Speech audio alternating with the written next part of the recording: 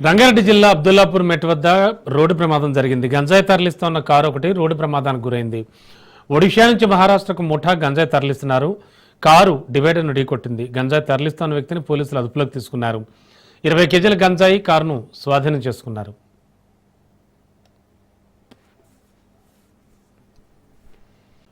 మంచిర్యాల జిల్లాలో బెల్లంపల్లి మాజీ ఎమ్మెల్యే దుర్గం చిన్నయ్యతో పాటు ఆయన కుటుంబ సభ్యులకు ప్రమాదం తప్పింది.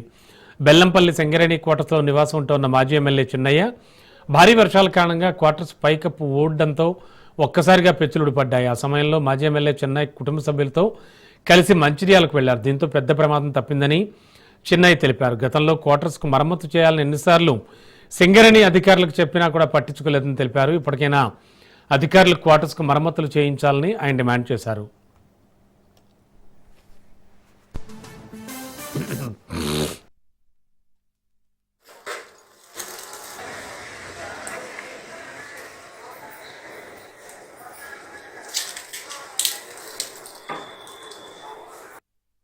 ఈ రాష్ట్రంలో ఈ 4-5 రోజుల నుంచి కురుస్తున్న వర్షాల వల్ల బెల్లంపల్లిలో మేము నివాసం ఉంటున్నటువంటి సింగరేణి క్వార్టర్ లో ఉదయం కప్పు మొత్తం కూలి, మరి బెడ్రూమ్ కావచ్చు, డైనింగ్ హాల్ మొత్తం కూడా కూలిపోవడం జరిగింది.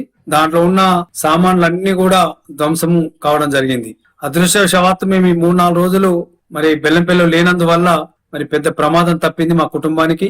మరి ఆ భగవంతుని ఆశీర్వాదం, బెల్లంపల్లి నియోజకవర్గ ప్రజల ఆశీర్వాదం వల్ల మేము పెద్ద ప్రమాదం నుంచి బయటపడ్డామని చెప్పేసి ఈ సందర్భంగా నేను మనవి చేస్తూ, నేను జిఎం గారికి గత ఏడాది నుంచి రిక్వెస్ట్ లెటర్ పెట్టడం జరిగింది. 2 సార్లు వెళ్లి కలిసి కోటను రిపేర్ చేయమని చెప్పడం జరిగింది. కానీ వారు నిర్లక్ష్యం చేసి పెడచెవిన పెట్టడం జరిగింది.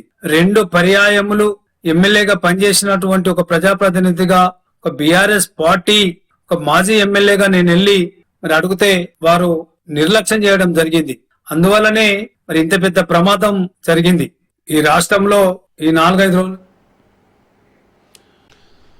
నేడు గాంధీ భవన్లో క్రమశిక్షణ కమిటీ సమావేశం కానుంది. టీపీసీసీ క్రమశిక్షణ committee chairman MP Mallu Ravi అధ్యక్షతన ఈ సమావేశం జరుగుతుంది. ఈ సమావేశంలో పెండింగ్ కేసులను పరిశీలించడంతో పాటు కొంతమంది నాయకుల వ్యాఖ్యలపై చర్చిస్తారు. ముఖ్యంగా కోమటిరెడ్డి రాజగోపాల్ రెడ్డి వ్యాఖ్యలపై కూడా చర్చ జరిగే అవకాశం ఉంది. తెలంగాణ కాంగ్రెస్ పార్టీలుగా అంతర్గత విభేదాలు, తిరుగుబాటుదారులపై చర్యలు తీసుకోవడం వంటి అంశాలపై కూడా చర్చించే అవకాశం ఉంది.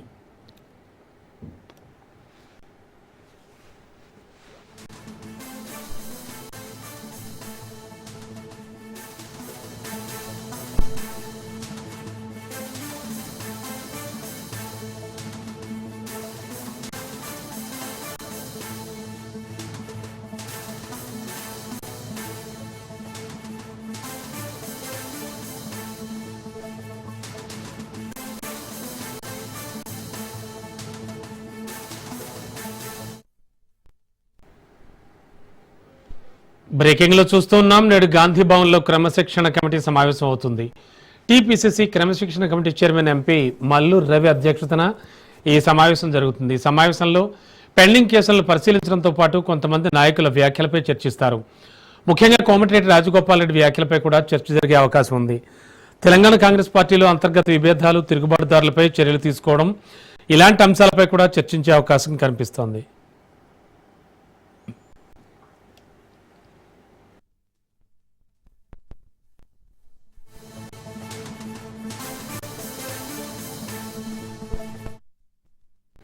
కూటమి ప్రభుత్వం మహిళల కోసం ప్రతిష్టాత్మకంగా ప్రారంభించిన స్త్రీ శక్తి పథకం అల్లూరు జిల్లా పరిధిలోని విలీన మండలాల్లో అమలు కావడం లేదు. కూనవరం, విఆర్పురం, ఎటపాక, చింతూరు మండలాల్లో అంతర్రాష్ట్ర సరిహద్దుల్లో ఉండడంతో ఆయా మండలాల్లోని మహిళలకు ఉచిత బస్సు ప్రయాణం అందుబాటులోకి రాలేదు. ఈ మండలాలకు వచ్చే ఆర్టీసీ బస్సులు తెలంగాణలోని భద్రాచలం వరకు రాకపోకలు సాగిస్తున్నాయి. వీటిని అంతర్రాష్ట్ర సర్వీసులుగా ఆర్టీసీ అధికారులు చూపిస్తున్నారు. ఈ బస్సుల్లో 2 కిలోమీటర్లు ప్రయాణిస్తే భద్రాచలం పట్టణం వస్తుంది. మిగతా ప్రయాణం అంతా ఏపీలో సాగుతుంది. అయినా అధికారులు వీటిని అంతర్రాష్ట్ర సర్వీసులుగానే పరిగణించడంతో 4 మండలాల మహిళలకు ఉచిత బస్సు అందని ద్రాక్షగానే మిగిలిపోయింది. ఏపీలోని చివరి స్టాప్ వరకైనా ఉచిత ప్రయాణ సౌకర్యం కల్పించాలని మహిళలు కోరుతున్నారు.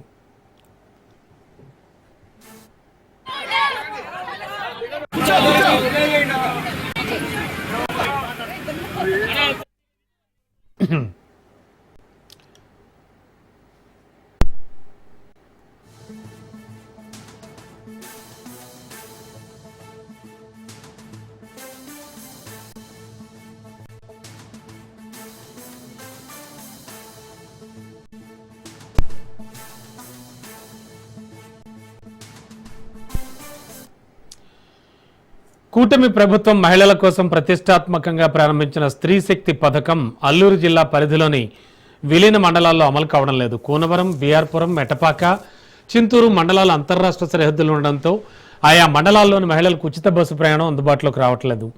ఈ మండలాలకు వచ్చే ఆర్టీసీ బస్సులు తెలంగాణలోని భద్రాచలం వరకు రాకపోకలు సాగిస్తున్నాయి. వీటిని అంతర్రాష్ట్ర సర్వీసులుగా ఆర్టీసీ అధికారులు చూపిస్తున్నారు. ఈ బస్సుల్లో 2 కిలోమీటర్లు ప్రయాణిస్తే భద్రాచలం పట్టణం వస్తుంది. మిగతా ప్రయాణం అంతా ఏపీలోనే సాగుతుంది. అయినా కూడా అధికారులు వీటిని అంతర్రాష్ట్ర సర్వీసులుగానే పరిగణించడంతో 4 మండలాల మహిళలకు ఉచిత బస్సు అందని ద్రాక్షగానే మిగిలిపోయింది. ఏపీలోని చివరి స్టాప్ వరకైనా ఉచిత ప్రయాణ సౌకర్యం కల్పించాలని మహిళలు కోరుతున్నారు.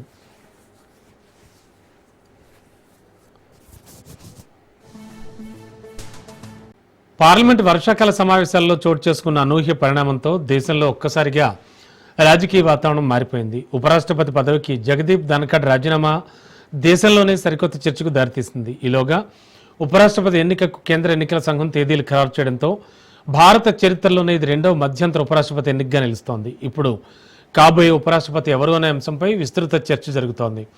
ప్రస్తుత సంఖ్యాబలం ప్రకారం అధికార ఎన్డీఏ కూటమికి చెందిన అభ్యర్థి గెలుపొందే అవకాశాలు ఉన్నందున ఆ కూటమిలో జరుగుతున్న కసరత్తు ఆసక్తిగా మారింది.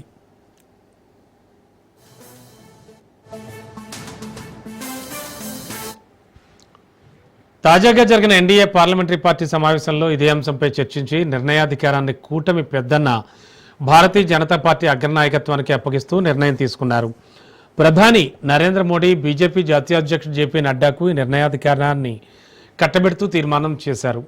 అంటే పార్లమెంట్ ఉభయ సభల్లో సభానాయకులుగా ఉన్న ఇద్దరు ప్రభుత్వ శాసన వ్యూహాల్లో కీలక పాత్ర పోషిస్తున్నందున భారత ఉపరాష్ట్రపతి పదవికి ఎన్డీఏ అభ్యర్థిని ఎన్నుకునే అధికారాన్ని కట్టబెట్టారు.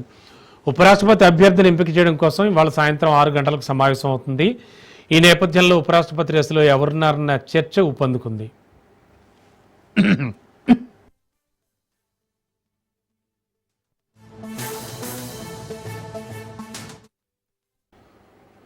ఉపరాష్ట్రపతి ఎన్నిక పార్లమెంట్ ఉభయ సభల ఎంపీలు కలిసి ఓటు వేసే అరుదైన సందర్భాల్లో ఒకటిగా నిలుస్తుంది. సెప్టెంబర్ 9న జరగనున్న ఈ ఎన్నిక ఇటువంటి ఎన్నికల్లో పార్టీల సంఖ్యాబలాలు చాలా ముఖ్యమైనవి. కానీ ప్రస్తుత పరిస్థితిలో ఎన్డీఏకి అత్యంత సౌకర్యవంతమైన ఆధిక్యం ఉంది. ఈ పరిస్థితుల్లో దాదాపు అధికార కూటమికి గెలుపు వ్యూహాలను పదును పెట్టి సంఖ్యాబలాన్ని కూడగట్టాల్సిన అవసరం లేదు. కానీ ఉపరాష్ట్రపతి అభ్యర్థిని ఎంపిక చేసే విషయంలో ఒక రాజకీయ సందేశాన్ని పంపాల్సి ఉంటుంది. ప్రాంతం, కులం, భావజాలం, మూలాలు, కూటమి లెక్కలను సమన్వయం చేయడంతో పాటు ఇంకా అనేక సమీకరణాలను బేరీజ్ వేసుకోవాల్సి ఉంటుంది.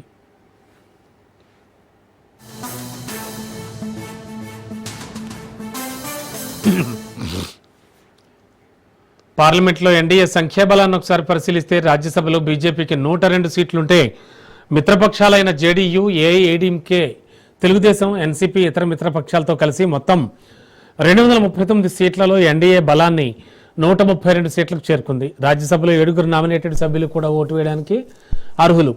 సాధారణ పరిస్థితుల్లో అయితే నామినేటెడ్ ఎంపీలు అధికార కూటమికే మొగ్గు చూపుతుంటారు. ఈ సంఖ్యను కూడా కలుపుకుంటే అధికార కూటమి సంఖ్య 139కు చేరుతుంది. మిగతా సభ్యుల్లో అటు అధికార, ఇటు ప్రతిపక్ష కూటమిల్లో లేని తటస్థ రాజకీయ పార్టీలకు చెందిన పార్టీల నేతలు కూడా ఉంటారు. వారిలో కొందరు అధికార కూటమికి మద్దతు పలికే అవకాశాలు సైతం లేకపోలేదు.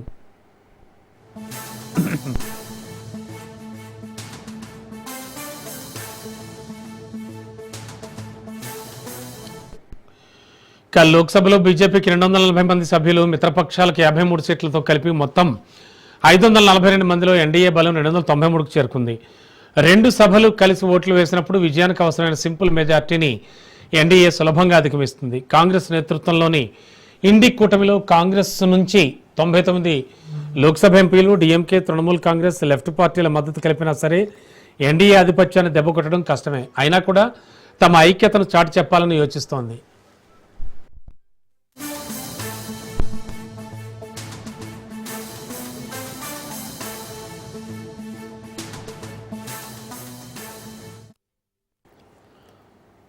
ఈసారి ఉపరాష్ట్రపతి పదవికి ఖచ్చితంగా రాష్ట్రీయ స్వయం సేవక్ సంఘ్ నేపథ్యం కలిగిన వారికి అవకాశం ఇవ్వాలని నిర్ణయించినట్లు తెలిసింది. ఈ నేపథ్యం లేని వారికి పదవులు ఇచ్చినప్పుడు వారి పార్టీపై కృతజ్ఞత, విధేయతను ప్రదర్శించకుండా విమర్శకులుగా మారి పార్టీ నిరకాటంలో పడేసిన సందర్భాలున్నాయి. ఉదాహరణకు సత్యపాల్ మాలిక్ను గవర్నర్గా చేస్తే ఆయన కేంద్ర ప్రభుత్వంపైనే నిరాధార ఆరోపణలు చేసి ఇబ్బందులు సృష్టించారు. ఆ తర్వాత జగదీప్ ధన్ఖడ్ సైతం ప్రభుత్వాన్ని ఇరకాటంలో పడేసేలా వ్యవహరించారు. అందుకే ఈ రాజ్యాంగ పదవులను ఆర్ఎస్ఎస్ నేపథ్యం కలిగి విధేయతను ప్రదర్శించే వ్యక్తులకే అవకాశం ఇవ్వాలన్న ఆలోచనకు బలం చేకూరుతోంది.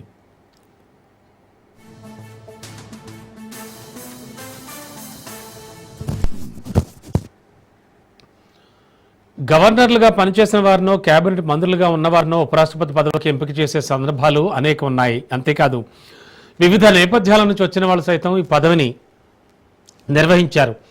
మోడీ సారథ్యంలోని ఎన్డీఏ అధికారంలోకి వచ్చిన తర్వాత తొలిసారి తమ కేబినెట్లో మంత్రిగా ఉన్న సీనియర్ నేత ఎం వెంకయ్యనాయుడును ఉపరాష్ట్రపతి పదవిలో కూర్చోబెట్టారు. ఆయన పదవీకాలం ముగిసిన తర్వాత జరిగిన ఎన్నికల్లో గవర్నర్గా పనిచేసిన జగదీప్ ధన్ఖడ్కు అవకాశం కల్పించారు. కానీ ఈసారి ఖచ్చితంగా ఈ తరహా నేపథ్యాలు కలిగిన వారికి ఉపరాష్ట్రపతి పదవి ఇస్తారని ఊహించే పరిస్థితి లేదు.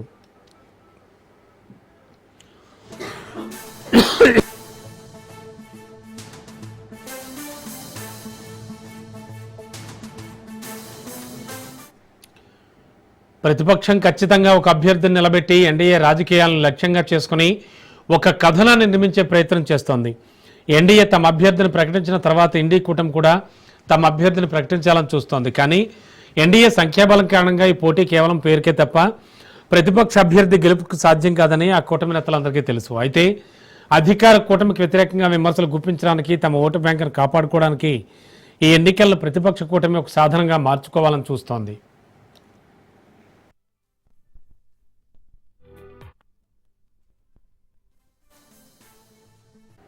అంతర్జాతీయ అంతరిక్ష కేంద్రాన్ని సందర్శించిన తొలి భారత వ్యోమగామి శుభాంశు శుక్లా భారత్కు చేరుకున్నారు. ఢిల్లీ అంతర్జాతీయ విమానాశ్రయంలో శుభాంశు శుక్లాకు కేంద్ర మంత్రి జితేంద్ర సింగ్, ఢిల్లీ సీఎం రేఖా గుప్తా, ఇస్రో చైర్మన్ వీర్ నారాయణన్ ఘన స్వాగతం పలికారు. శుక్లా విక్టరీ చిహ్నం చూపుతూ అందరికీ అభివాదం చేశారు. ఈ యాక్సియం 4 మిషన్ సెక్షన్లో భాగంగా శుక్లా గతేడాది అమెరికా వెళ్లారు. మిషన్ విజయవంతమైన తర్వాత తొలిసారి భారత్ వచ్చారు. ఈరోజు ప్రధానమంత్రి నరేంద్ర మోడీతో శుక్లా సమావేశమయ్యే అవకాశం ఉంది. నెల 23 జరిగే జాతీయ అంతరిక్ష దినోత్సవంలో శుక్లా పాల్గొంటారు.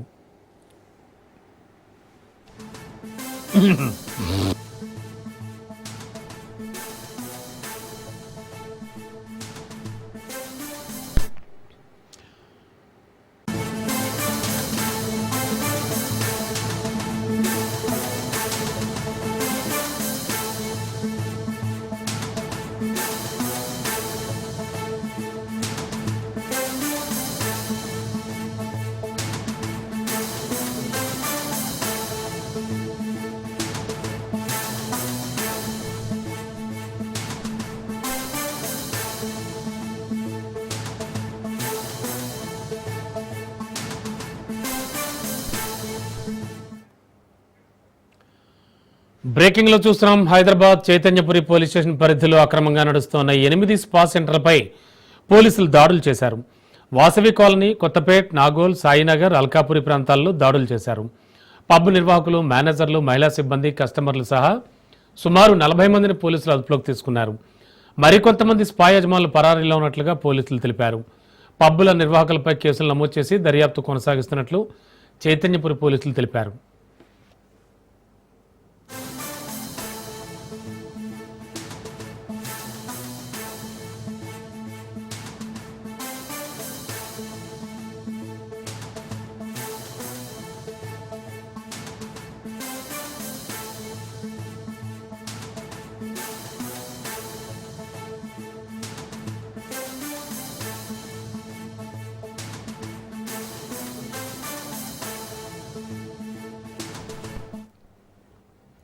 బ్రేకింగ్ లో చూస్తున్నాం. హైదరాబాద్ చైతన్యపురి పోలీస్ స్టేషన్ పరిధిలో అక్రమంగా నడుస్తున్న 8 స్పా సెంటర్లపై పోలీసులు దాడులు నిర్వహించారు.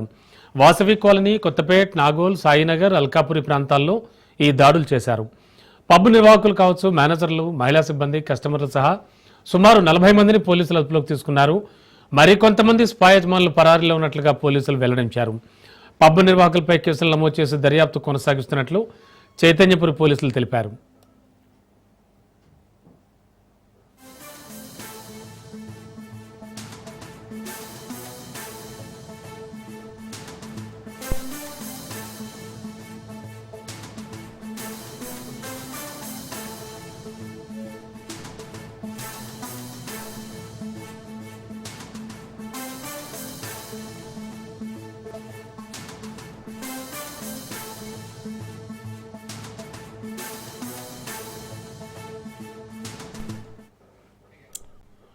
ఇక బీహార్ అసెంబ్లీ ఎన్నికలు జరగనున్న తరుణంలో కాంగ్రెస్ పార్టీ అగ్రనేత రాహుల్ గాంధీ భారీ యాత్రకు సిద్ధమయ్యారు.